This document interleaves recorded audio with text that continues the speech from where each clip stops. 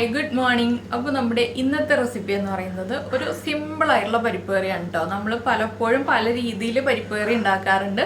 പക്ഷേ ഇതെന്ന് പറഞ്ഞിട്ടുണ്ടെങ്കിൽ നമ്മുടെ തൂരപ്പരിപ്പ് ഉപയോഗിച്ചിട്ടല്ല ചെയ്യുന്നത്, ചെറുപയർ പരിപ്പ് ഉപയോഗിച്ചിട്ട് വറുത്തിട്ടാണ് ഈ ഒരു പരിപ്പ് കറി ഉണ്ടാക്കുന്നത്. അപ്പോൾ ഈ ഒരു പരിപ്പ് കറി ഉണ്ടാക്കുമ്പോൾ തന്നെ നല്ലൊരു മണമാണ്. നമ്മൾ ആ പരിപ്പ് വറുത്തിട്ട് ഉണ്ടാക്കുമ്പോൾ അതിനൊരു പ്രത്യേക മണമാണ്. അതുപോലെ തന്നെ തൂരപ്പരിപ്പ് ഉപയോഗിക്കാത്ത ആൾക്കാർക്ക് ധൈര്യമായിട്ട് ഉപയോഗിക്കാൻ പറ്റുന്ന റെസിപ്പിയാണിത്.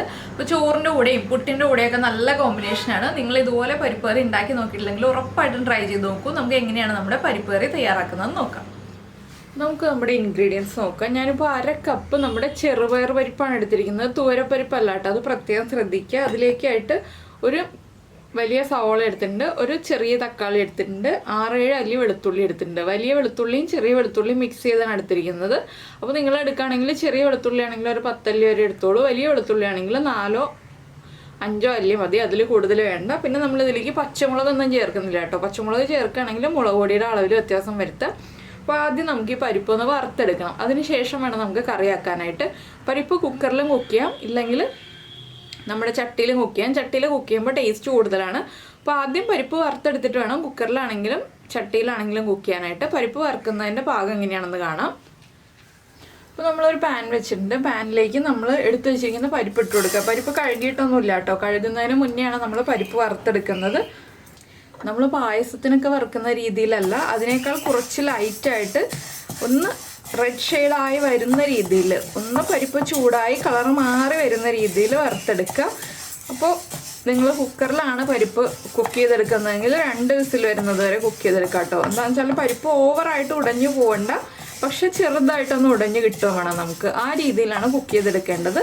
അപ്പോൾ ഈ പരിപ്പ് ഇങ്ങനെ ഇളക്കി കൊടുത്തുകൊണ്ടിരിക്കുക.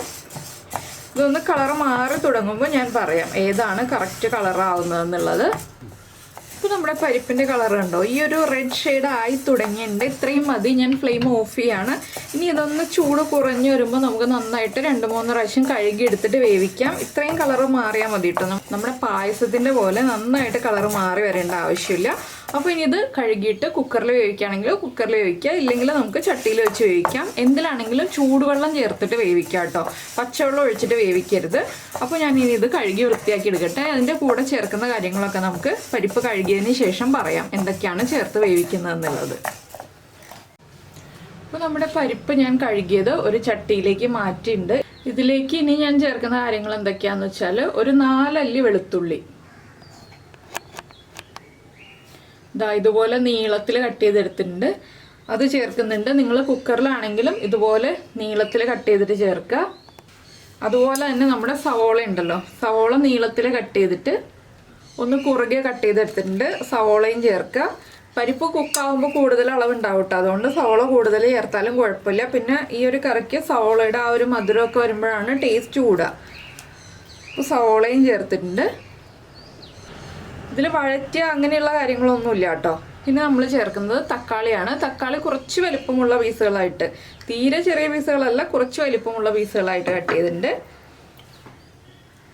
ഇനി നമ്മൾ ചേർക്കാൻ പോകുന്നത് ഒരു 1/4 ടീസ്പൂൺ മഞ്ഞൾപ്പൊടി, അതുപോലെ തന്നെ ഒരു 1/4 ടീസ്പൂൺ എരിവുള്ള മുളക് പൊടി. നമ്മുടെ കറിക്ക് എരിവിന് ഈ ഒരു മുളക് പൊടി മാത്രമേ നമ്മൾ ചേർക്കുന്നുള്ളൂ. പിന്നെ കറിക്കൊരു കളർ കിട്ടാൻ വേണ്ടിയിട്ട്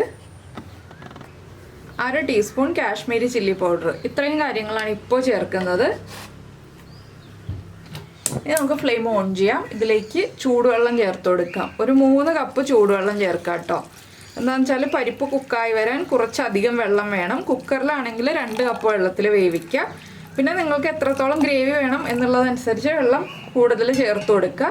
പിന്നെ ഒരു കാര്യം എന്താണെന്ന് വെച്ചാൽ, ഞാൻ നേരത്തെ പറയാൻ വിട്ടുപോയതാണ്, പരിപ്പ് നമ്മൾ വറുത്തെടുക്കുമ്പോൾ ചെറിയ തീയിൽ വെച്ച് വറുത്തെടുക്കുക, ഹൈ ഫ്ലെയിമിൽ വെച്ച് വറുത്തെടുക്കരുത്, പരിപ്പ് വേഗം കരിഞ്ഞു പോകും. അപ്പോൾ ഇതെല്ലാം ചേർത്ത് നന്നായിട്ടൊന്ന് ഇളക്കി മിക്സ് ചെയ്യുക.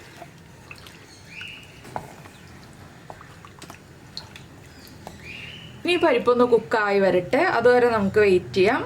ആദ്യം ഹൈ ഫ്ലെയിമിൽ വെച്ച് തിളച്ചതിന് ശേഷം ചെറിയ തീയിൽ വെച്ച് വേവിച്ചെടുക്കുക. കുക്കറിലാണെങ്കിൽ 2 വിസിൽ, അത് വിട്ടു പോകരുത്. അപ്പോൾ പരിപ്പ് കുക്കായി കഴിഞ്ഞിട്ട് നമുക്ക് ബാക്കിയുള്ള കാര്യങ്ങളൊക്കെ നോക്കാം. അപ്പോൾ നമ്മുടെ പരിപ്പ് ഒരു 3/4 ഭാഗം കുക്കായി വന്നിട്ടുണ്ട്. ഇത് കണ്ടോ, ഉടഞ്ഞു വന്നിട്ടില്ല, ഒരു 3/4 ഭാഗം കുക്കായി കഴിഞ്ഞു. ഈ ഒരു സ്റ്റേജ് ആകുമ്പോൾ നമുക്കിതിലേക്ക് ഉപ്പ് ചേർത്ത് കൊടുക്കാം. പരിപ്പിന് ആവശ്യമായ ഉപ്പ്. ഇനി നമുക്കിതിലേക്ക് 2 ഓപ്ഷൻ ഉണ്ട്. ഒന്നുകിൽ നമുക്ക് ഇതുപോലെ തന്നെ ഒന്നുകൂടി കുറുകി വരുമ്പോൾ ഉടച്ചെടുത്തിട്ട് ഈ ഒരു കറി ഉപയോഗിക്കാം. ഇല്ലാന്നുണ്ടെങ്കിൽ ഒന്ന് ഉടച്ചു കഴിഞ്ഞിട്ട് തേങ്ങാപ്പാൽ ചേർത്തിട്ട് കറി ഉപയോഗിക്കാം. ഞാനിപ്പോൾ തേങ്ങാപ്പാൽ ചേർക്കുന്നില്ല കേട്ടോ, ഒന്ന് ചെറുതായിട്ട് ഉടച്ചു കൊടുക്കുന്നേ ഉള്ളൂ. അപ്പോൾ നിങ്ങൾക്ക് കൂടുതൽ ഗ്രേവി വേണമെന്നുണ്ടെങ്കിൽ ഒന്നുകൂടി തിളപ്പിച്ച വെള്ളം ചേർത്ത് കൊടുക്കുക. അപ്പോൾ തക്കാളി ഒന്നും ഉടഞ്ഞു പോയിട്ടില്ല കേട്ടോ, ഇതുണ്ടോ തക്കാളിയൊക്കെ ഇതുപോലെ തന്നെ ഉണ്ട്. അപ്പോൾ ഇതുപോലെ ഒന്ന് കുത്തി കൊടുത്തിട്ടുണ്ടെങ്കിൽ നമ്മുടെ പരിപ്പൊക്കെ ഉടഞ്ഞു വരും. ഒരുപാട് ഉടഞ്ഞു പോരുതെന്ന് ഞാൻ ഇതുപോലെയാണ് പറഞ്ഞത്.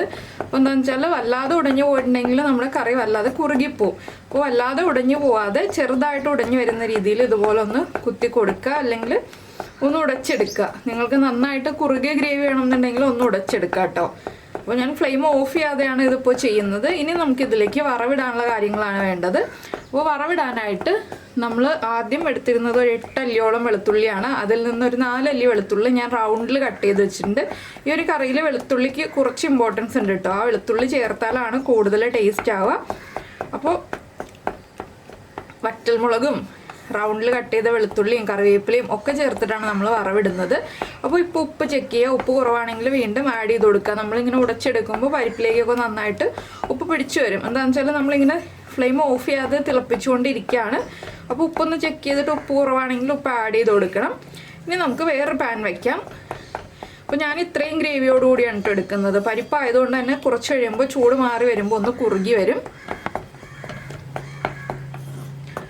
അപ്പോൾ ഇത് തൂരപ്പരിപ്പിൽ ചെയ്യാതിരിക്കുകയാണ് നല്ലത്. തൂരപ്പരിപ്പ് ഈ രീതിയിൽ ചെയ്യുമ്പോൾ വല്ലാതെ കുറുകിയിട്ടുണ്ടാവും. ഈ ഒരു പരിപ്പാകുമ്പോഴാണ് ഇങ്ങനെ കുറുകാതെ കിട്ടുന്നത്. വല്ലാതെ കുറുകല്ല, തൂരപ്പരിപ്പിൻ്റെ അത്രയും കുറുകില്ല കേട്ടോ ഈ ഒരു പരിപ്പ്. അപ്പോൾ നമുക്കിനി ഈ ചട്ടി മാറ്റി വെച്ചിട്ട് വേറെ പാൻ വയ്ക്കാം.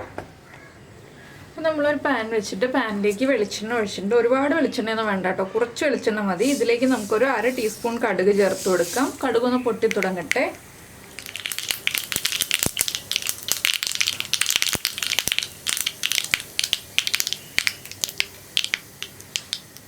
കടുക് പൊട്ടിക്കഴിയുമ്പോൾ നമ്മൾ ഇതിലേക്ക് ചേർക്കുന്നത് ഒരു വറ്റൽമുളകും കുറച്ച് കറിവേപ്പിലയും. ഇതൊന്ന് കുക്കായി വരുമ്പോൾ നമ്മൾ ഫ്ലെയിം ഓഫ് ചെയ്തിട്ട് ഇനി ഇതിലേക്ക് ഒരു കാര്യവും കൂടി ചേർത്ത് കൊടുക്കണം. ഫ്ലെയിം ഓഫ് ചെയ്തിട്ട് മാത്രം ചേർക്കുക. ഒരു 2 പിഞ്ച് മഞ്ഞൾപ്പൊടി. ഇനി മഞ്ഞൾപ്പൊടി ഒന്ന് കുക്കായി വരുന്നത് വരെ ഒന്ന് ഇളക്കി കൊടുക്കുക. ലോ ഫ്ലെയിമിലല്ല, ഫ്ലെയിം ഓഫ് ചെയ്തിട്ടാണ് നമ്മൾ ഇളക്കി കൊടുക്കുന്നത്. ഇനി നമുക്കിത് കറിയിലേക്ക് ചേർത്ത് കൊടുക്കാം. അപ്പോൾ ഞാനിതിലൊരു കാര്യം ചേർക്കാൻ വിട്ടുപോയി, നമ്മുടെ വെളുത്തുള്ളി. അപ്പോൾ വെളുത്തുള്ളിയും കൂടി നമ്മൾ വറവിട്ട് ചേർക്കണം. അപ്പോൾ വെളുത്തുള്ളിയും കൂടി ഞാൻ ചേർക്കാൻ പോവുകയാണ്. ഇത് ചേർത്തിട്ട് ഉടനെ അല്ല ചേർക്കേണ്ടത്, നമ്മൾ കടുക് പൊട്ടി കഴിയുമ്പോഴാണ് വെളുത്തുള്ളി ചേർക്കേണ്ടത്. ഞാൻ വെളുത്തുള്ളി നീക്കി വെച്ചിരിക്കുകയായിരുന്നു. വെളുത്തുള്ളിയും കൂടി വറവിട്ട് ചേർക്കട്ടെ.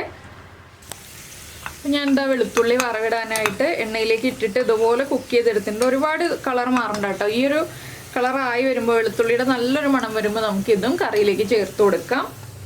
വെളുത്തുള്ളി അല്ലാതെ ബ്രൗൺ ആയി പോരുത്, അതുകൊണ്ടാണ്. ഇനിയിപ്പോൾ വെളുത്തുള്ളിയും കൂടി ചേർത്ത് നമ്മൾ വറവിട്ടിട്ടുണ്ട്. ഇനി ഇതൊന്ന് അടച്ചു വയ്ക്കുക. ഒരു 10 മിനിറ്റ് കഴിഞ്ഞ് ചൂടൊക്കെ ഒന്ന് കുറഞ്ഞു വരുമ്പോൾ ഉപയോഗിക്കുക. ചൂടോടുകൂടി ഉപയോഗിക്കരുത്.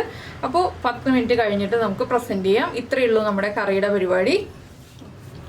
അപ്പോൾ നിങ്ങൾ ഇങ്ങനെ പരിപ്പ് കറി ഉണ്ടാക്കി നോക്കിയിട്ടില്ലെങ്കിൽ, തൂരപ്പരിപ്പൊക്കെ കഴിക്കാത്ത ആൾക്കാരാണെങ്കിലും തൂരപ്പരിപ്പ് കഴിക്കുന്ന ആളുകളാണെങ്കിലും ഈ രീതിയിലൊരു പരിപ്പ് കറി ഉണ്ടാക്കി നോക്കിയിട്ടില്ലെങ്കിൽ ഉറപ്പായിട്ടൊന്ന് ട്രൈ ചെയ്ത് നോക്കൂട്ടോ. ഒരു വ്യത്യസ്തമായ ടേസ്റ്റാണ്. നമ്മൾ പരിപ്പ് വറുത്തിട്ട് കറി ഉണ്ടാക്കുമ്പോൾ തന്നെ വ്യത്യസ്തമായൊരു ടേസ്റ്റാണ്, നല്ലൊരു മണവുമാണ് ഈ ഒരു കറിക്ക്. അതുപോലെ തന്നെ കൂടുതൽ വെളുത്തുള്ളിയൊക്കെ ചേർക്കുന്നതുകൊണ്ട് എല്ലാവർക്കും ഹെൽത്തിനും വളരെ നല്ലതാണ്. അപ്പോൾ എല്ലാവരും ഉണ്ടാക്കി നോക്കിയിട്ട് ചോറിൻ്റെ കൂടെയാണോ പുട്ടിൻ്റെ കൂടെയാണോ ഏറ്റവും ഇഷ്ടമായതെന്നൊന്ന് കമൻറ്റ് ചെയ്യണേ. ചോറിൻ്റെ കൂടെയും കഴിക്കാം, പുട്ടിൻ്റെ കൂടെയും കഴിക്കാം. അപ്പോൾ എന്തായാലും എല്ലാവരും ട്രൈ ചെയ്ത് നോക്കുമെന്ന് വിചാരിക്കുന്നു. നമുക്ക് നമ്മുടെ അടുത്ത റെസിപ്പിയുമായിട്ട് അടുത്ത ദിവസം വീണ്ടും കാണാം.